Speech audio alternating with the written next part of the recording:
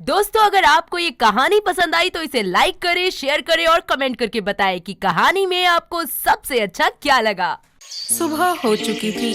स्वीटी और अबीर अभी तक सो ही रहे थे। ऐसे में अबीर नींद में स्वीटी से बोलता है, स्वीटू उठो ना जान, सुबह हो चुकी है। अबीर सोने दो ना, बहुत नींद आ रही है। अरे यार उठ जाओ, मुझे ऑफिस भी जाना है। अबीर नींद में स्वीटी से उठने को कहता है कि उसी वक्त वो स्वीटी को लात मार देता है, जिससे वो गिर जाती है और नींद से जागकर कहती है, अरे माँ, ये क्या किया तुमने? अरे अब क्या हुआ स्वीटू? हे भगवान, कैसा पति मिला है मुझे। कुछ ही देर के बाद अबीर नहाकर ऑफिस के लिए तैयार होता है। वहीं दूसरी ओर स्वीटी उसके लिए ब्रेकफास्ट बनाती है, साथ ही उसका लंच पैक करती है।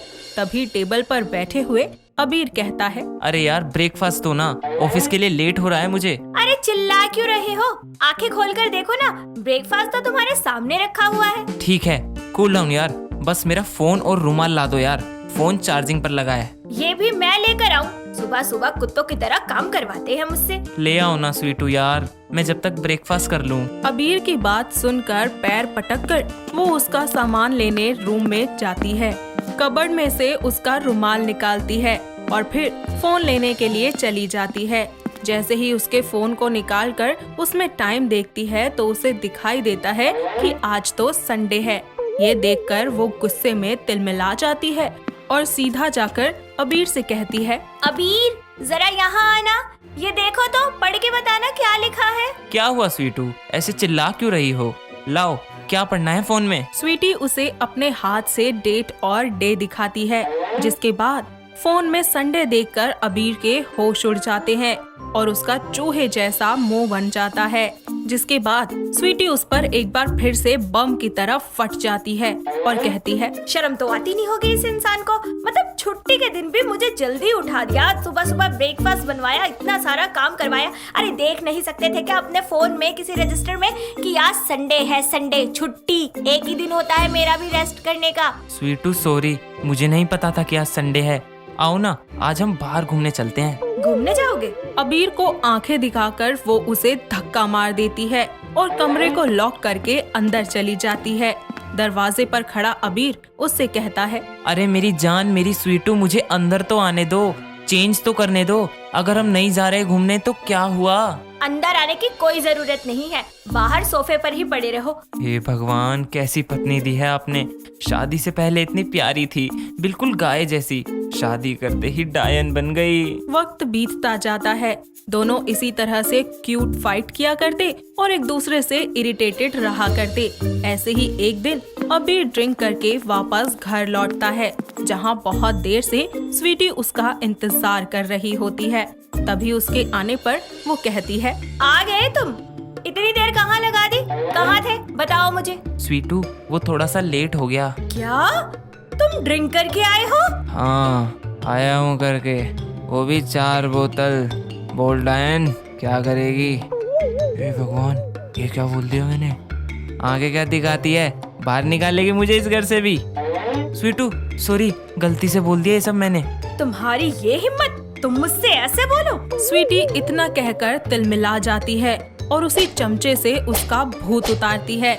अबीर चिल्लाता रहता है और वो उसके ऊपर चढ़कर उस पर मुक्कों की बरसात कर देती है। साथ ही उसकी हालत बुरी बनाकर उसे छोड़ देती है। अगले दिन वो सोफे पर अजीब ढंग से सोया हुआ मिलता है। तभी स्वीटी उसके पास आकर उसके पैरों को हिलाकर उसे जगाते हुए कहती है, अबीर बेबी उठो ना। प्लीज प्लीज मुझे मारो मत, मैंने कुछ नहीं किया, अब कभी भी ड्रिंक को हाथ नहीं लगाऊंगा। अरे बेबी मेरी बात तो सुनो, मुझे तुम्हें एक गुड न्यूज देनी है। हाँ बताओ। तुम पापा बनने वाले हो। I am pregnant. सच में स्वीटू, मैं पापा बनने वाला हूँ? हाँ अबीर। आज तो मैं बहुत खुश हूँ, सबको ये खुशखबरी सुनाऊंगा। नहीं अबीर, ये खुशखबरी पापा मम्मी को मत देना, वो डांटेंगे। क्यों स्वीटू? अरे वो मैं कॉलेज में भी प्रेग्नेंट हो गई थी ना, इसलिए। हे भगवान, ये सब तो इसने मुझे कभी नहीं बताया। मेरी किस्मत में ही ये डायन लिखी थी। साला मैं तो 2 मिनट ही खुश हो पाया था। अगले दिन स्वीटी अपने मायके चली जाती है। पीछे से वो भी अपने दोस्त के घर चला जाता है।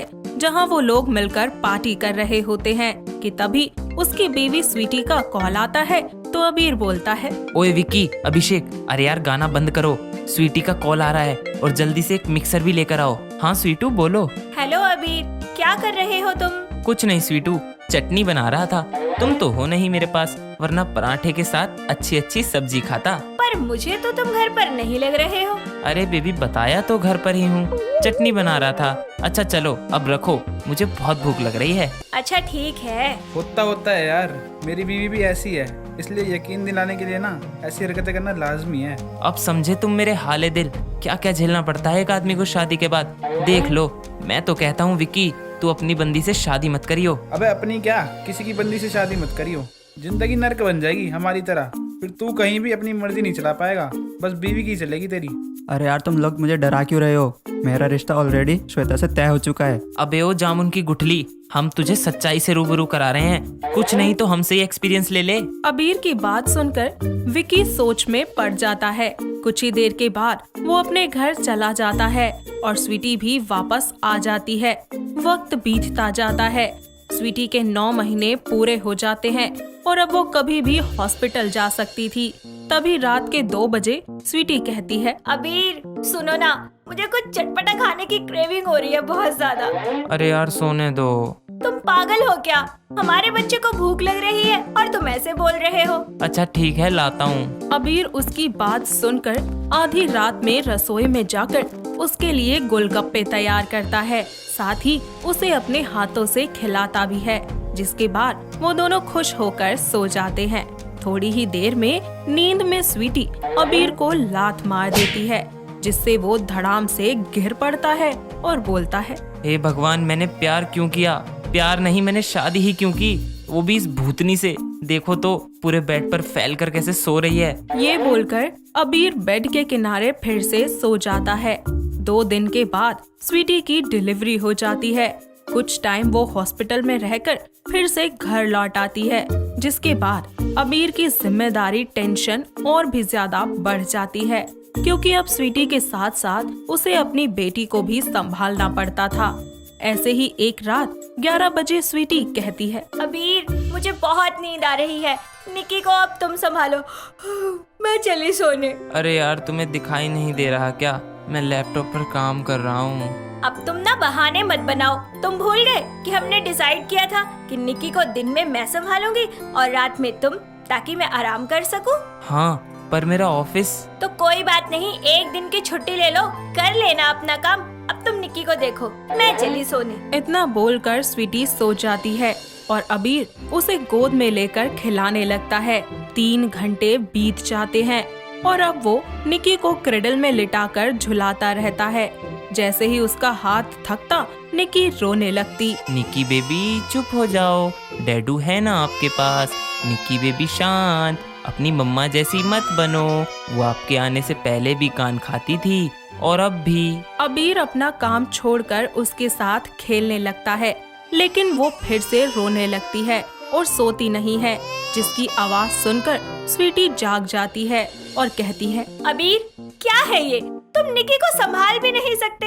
अरे कब से रोए जा रही है ये, मेरी 2 मिनट भी आंख नहीं लगी ठीक से। अरे यार इसको नींद आ रही है, वो सोना चाहती है इसलिए रो रही है। उसे नींद नहीं आ रही बल्कि भूख लगी है। अरे दूध की बोतल सामने रखी हुई है, उठाकर पिला नहीं सकते? हे भगवान, मेरी सास ने इसको क्या खाकर पैदा किया था? कितना बोलती है हर टाइम। बस मेरी बेटी बड़ी होकर इसकी जैसी ना बने, वरना मैं तो और पागल हो जाऊंगा। ना सोने की वजह से अबीर की आंखों के नीचे डार्क सर्कल्स हो जाते हैं।